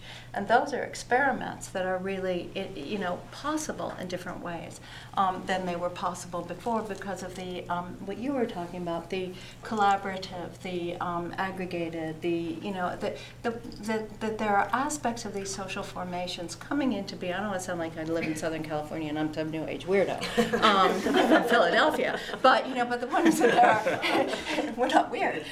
Is that there are emergent kind of conditions for the way in which social behaviors are going to be enabled, that are going to allow very different kinds of relationships to knowledge platforms and learning platforms, and from very different perspectives on that standing point business than what we've seen in the past. I just think you have something to say on this point. No, I think what I really want to flag is this presumption that students want to learn. They don't. I mean, it's learning's not recreation. Editing Wikipedia articles can be, and they might learn as a byproduct of what they are doing there, but that's not necessarily the ambition of doing it. Right? So the learning as this focused thing that they're supposed to kind of go towards doesn't work. And which is why I'm slightly skeptical of this whole talk about gaming leading to focused learning. You don't play games to learn. You acquire skills because you want to achieve something else. Learning's not the focus. Learning's just the means by which you're going to reach somewhere else. And that's exactly the problem with the contemporary university system. That learning is something that you go to the university not because you want to learn, but because you want to reach somewhere else. And that somewhere else is a problematic. And I can only give you like a personal anecdote, which is to say, by the time I was done with my graduate work, my PhD work, I had 3 options. One was to go and work with a corporate and tell them how to build better cell phones for Indian penetration. The second was to go into an English literature department, because that's my graduate degree. And that is the only discipline that the University Grants Commission in India will allow me to teach in. And as a stooge in the English literature department, do you know what you teach? You don't even teach nice Shakespeare. You teach them commercial communication, which is how to write a fax, how to write an email, how to write a correspondence letter, and so on and so forth, right? And so I did what was the obvious thing, which was start my own research center and earn a living, right? Well, I guess, I want to push back against a few of these things. First of all, I'm not saying that games are a good way to learn. I'm saying, however, that the way that people engage with games is something we can learn from. Yeah. Which is true, there's a but big difference between those two things. I don't know if anybody's done work in terms of designing educational games and actually having a success story. Oh, they're awful. They're neither fun nor educational, right? Well, they're getting the worst. better because there's a lot of resources and time being put into it, and if there's some good that comes out of it, so be it. But we're not suggesting that this is the only way. No, we're not suggesting. I just want to make sure that I'm not no. suggesting that educational games is the way to go at all. Right. No, even education is gaming. I'm just slightly skeptical about it. I do work with a lot of young people in the global south largely, but Asia, Latin America, Sub-Saharan Africa. And interestingly, most of them want to go to classrooms which are serious. They don't want to go to classrooms where it's all fun and games. And I think it goes back to the idea that nobody wants to pay more and more money to study less and less. So there is something there which the students have, which is interesting, which is to engage with serious education. And I don't think that the mode of doing it, which is to learn all these different technologies, to tweet, to blog, to get onto Facebook and make friends with them, is going to help enhance that. For me, that's a band-aid solution to something which is more endemic to the system, which is to say that why does a student learn? And once you crack that, I think we're there. I just want to say that when I spoke of games, it was not meant to be derogatory, because I could just as well point to the athletic facilities that we invest in as a way of attracting people here. It was just, I think games have their place. I just don't. No, I just want to make a distinction saying I'm not. And by the way, I will agree with you, but I just don't want the fact that I use that as an illustration of trying to prolong the adolescent experience as being an essential part of university education. Yeah, I think most students go to school because otherwise they'd have to go to work. I mean, if they're in the bourgeois middle class, I mean, it's this expectation. But I think that, I guess I would disagree on certain points, Nishant, which is that I think that one of the things I find with my students is that they've rarely had an opportunity to learn what deep engagement really means. In other words, they've rarely been given work that's meaningful or had the pleasure of work. And so to set them a task that they engage with to the point where it becomes so absorbing that it's the thing they really want to do, to me, that's a form of pleasure, right? And it's not about getting to someplace. It's about learning that experience gives you a pleasure that you haven't had. There are ways in which learning is also instrumental and pointed towards certain kinds of, skill acquisition or knowledge acquisition for a purpose plan and so forth. And these things are not separate from each other. But I often find with my students that I think the thing they're most cheated of is a sense that work has meaning and value that can be really intensely, deeply pleasurable and highly motivating, and that's not simply something you do so that you can support your lifestyle, right? And I think I completely agree with that. I think that's what we have to see as, class limited to some extent, and then not take that as the last word, but broaden it out so that it really becomes a much more universal experience that people have around learning. And that just the incentive, I still think that's a completely corrupted word and we shouldn't use it. We have to think about, I'll give you a different word. Inspiration. Inspiration, motivation. I'm happy to get rid of it. It's a horrible managerial word. Well, it's but here's our incentive for valorizing learning. The version of the university that is about credentialing is the most vulnerable to external takeover and the elimination of universities as such. Because we can do badges, we can do other forms of certificates that are really a lot cheaper if it's really just about instrumental acquisition of skills. So I mean, my reaction to this is to say yes, and then to see U2 is actually compatible around the need to expand this so that it's more meaningful at every level. But it's also, Nishant, I mean, in criticizing games, you're criticizing a specific form of commercialized game production. I'm also making rather than say learning through posing puzzles, or to some degree, I mean, people learn in different ways. So we've all learned over time through addressing puzzles, trying to figure out sort of which have no commercial basis to them, right? No, I just want to make a distinction saying I'm opposed to games and not gaming. Gaming principles within learning can actually lead to pleasure, and that's essentially what it is. Right. But this gamification, which comes in terms of products and platforms and saying, here is what you do now and acquire this skill and get over with it, is what turns it into some sort of a rote activity, which is not really very... Exactly. Yeah. Yes. But what part of gaming that it brings that enjoyment is the fulfillment that you have completed something, the fulfillment of you gain something you can use, you can put it somewhere, you can look at it from different ways in your life, and now it applies so you can put it to work. And so that is part of that beautiful pleasure of learning that motivates, and that's where the word incentive comes in. So because that drives you. It makes you want to pick it up and try it again, try it in a different place. And so that aspect of games or gaming brings that out in learning. But I think we need to take Chris's his point about increasing heterogeneity seriously within the structure of learning itself. I mean, it's not just that more and more different people enter the academy. It's also that people learn, largely individually, but not only individually, and learn differently. And learning and teaching has to be open to that. Right? So, I agree with Nishant on gaming. I do new media design and make educational games. So I am against the whole idea of gaming because I feel that it is, after all, a computer algorithm. No matter what illusion of choice you give, in a way you have devised exactly how someone will move from point A to B to D. In a way, spontaneity and learning according to your own wishes, and play, which is much more dynamic and open, is lost in the interactive digital gaming, according to me at least. So maybe there is a different way of looking at it.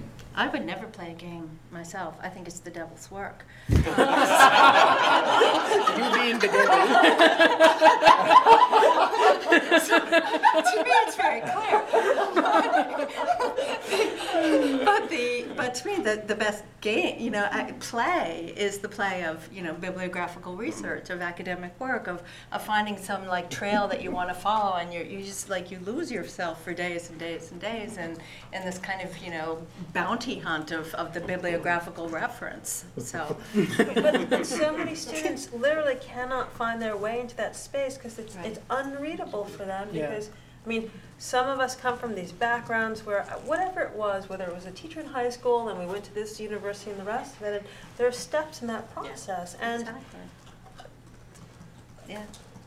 And the energy that you've identified in terms of this amateur energy, yes, we find this, and we see it all over the internet in terms of who knew that arcane thing. Right. And we know these arcane things about Shakespeare, whichever author.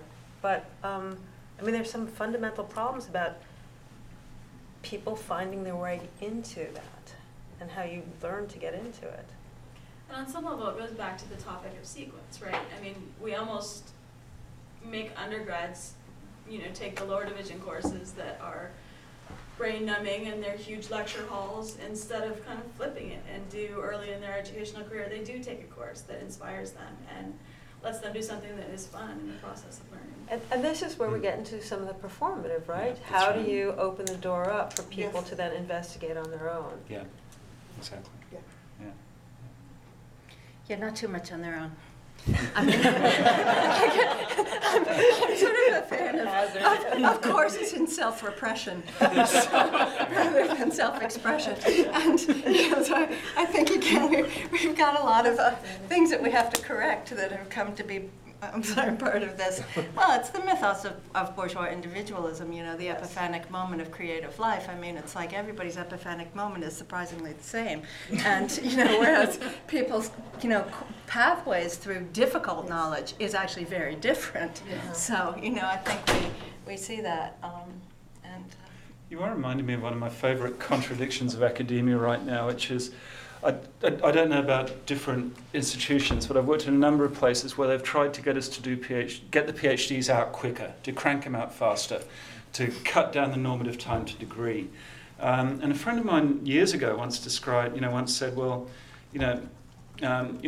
speed education is not like speed reading. It's much more like speed eating. And you would never take a course in speed eating.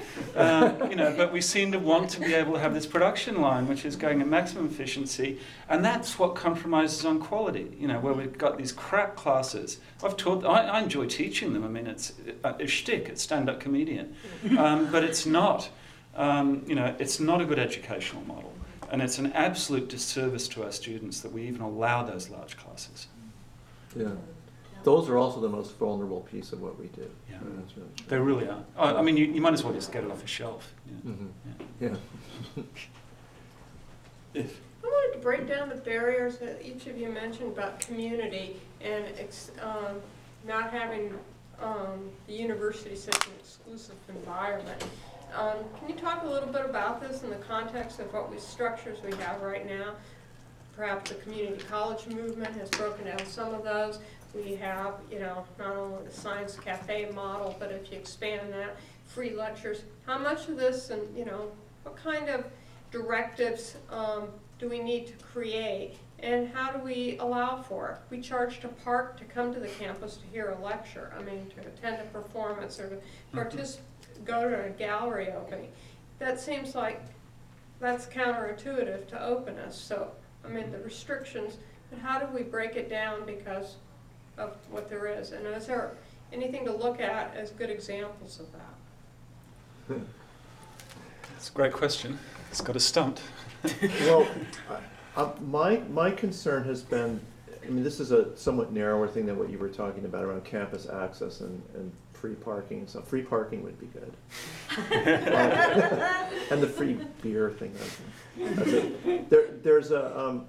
There's also the equation of quality with selectivity that academics are deeply wedded to, that the society is deeply wedded to, and it's served as a validation structure for the kind of certificates that we produce, which we call diplomas, and which we rank pretty ruthlessly depending on what the name of the university or the brand is that's attached to that particular diploma. So this has been abused, in my view, by sort of Ivy League Plus, which has allowed their brand to raise the kind of threshold rate, towards $40,000 or more a year for tuition. But what that rests on is this idea that the quality of the institution is directly connected to its ability to keep people out. So Stanford, which accepts 7% of its admits now, is a really great university, and Harvard is a really great university, and it's completely disconnected to, although lots of great things go on at those places, to what actually happens inside of institutions. So I guess my not that simple answer, satisfying answer to your comment, which I think is completely right, would be to say breaking down the barriers by starting the work of redefining quality as the visualizable practices inside the institution rather than the selectivity of it. And that's going to be hard for academics to do. Very hard. Add an example to this. Beth at University of Washington, she's just made public a project she's been working on for a couple of years, and it's totally a rarefied thing, but it's interesting. She's been running a kind of a hacker lab, so she took her own money and she invited people, not university students, but people to come and learn as a group, small groups, how to do things. Like how do you set up an Arduino board? How do you do these different tasks, little robotics things?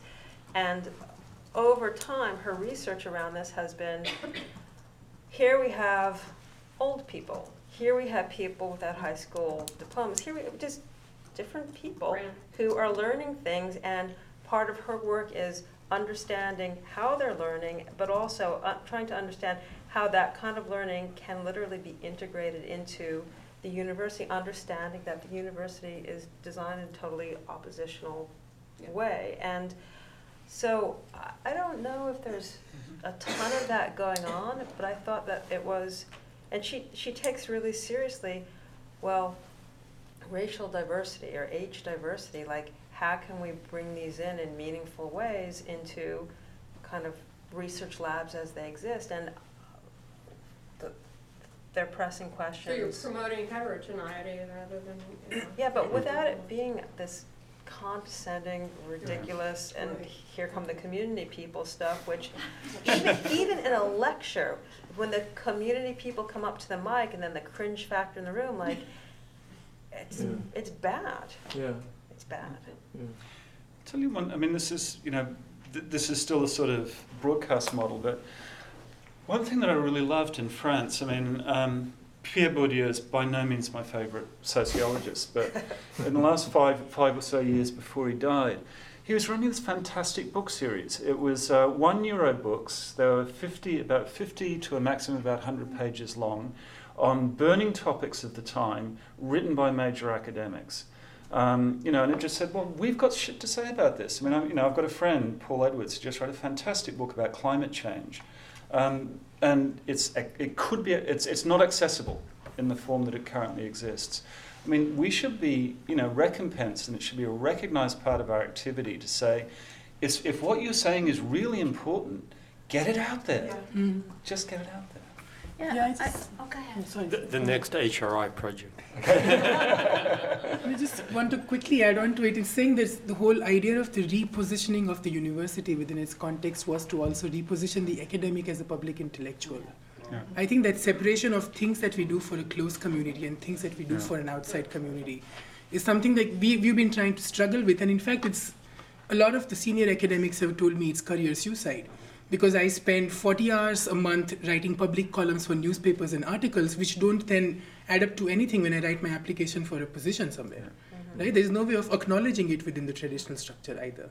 So I think that role of the university as a space where public intellectuals are born, as the avowed function of education, might be something that's interesting. Mm-hmm. Yeah, I would add to that as well, just in the sense that, I mean, building on what everyone's been saying, I mean, we know that part of the structure of exclusivity has to do with what good old Althusser just called the, you know, replication of social relations and production. I mean, it's, you know, it's all about that, like who do you know in your class and how do they stay through your life. But in the positive side of this and the turning around is, again, this notion of the university as a platform for building cultural commons, and that the cultural commons is not that the university helps to engineer and design that, but not to control it and not to control the language of it or the knowledge base.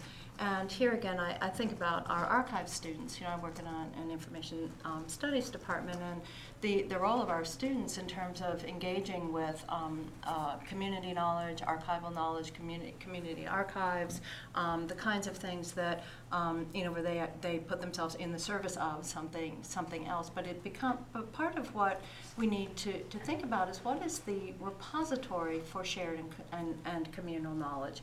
How does knowledge inform, you know, the idea of just building endless silos for every community group and ethnic group and so forth, that isn't changing the model. It's the idea that these, you know, integrated cultural commons, which is, you know, knowledge that is not only consensual and not only sanctioned, but really embeds, you know, incommensurable differences within it, can nonetheless be brought into public stewardship through a certain amount of expertise, and it takes expertise. It's not that anybody can do these things, but that expertise, again, you know, there's different kinds of expertise. There's the public speaking expertise, and some of that can be at the service of disseminating knowledge, but there's specialized expertise that actually has to go towards other kinds of, you know, highly rarefied activities. Our problem is at the moment only one kind of expertise really gets recognized in the, you know, and we're all, you know, persons who benefit from that, but it's the celebrity model of academic starship, you know, star activity. So, you know, so there's a whole series of things across the vertical organization of the university, its sociological conditions, and its public role within the larger issue of how we understand and steward our own cultural legacy and knowledge legacy that I think would be part of the answer to you. Any last comments from them? No. So I want to thank our speakers for a terrifically productive and provocative evening or afternoon, and to be continued. Thanks so much for coming.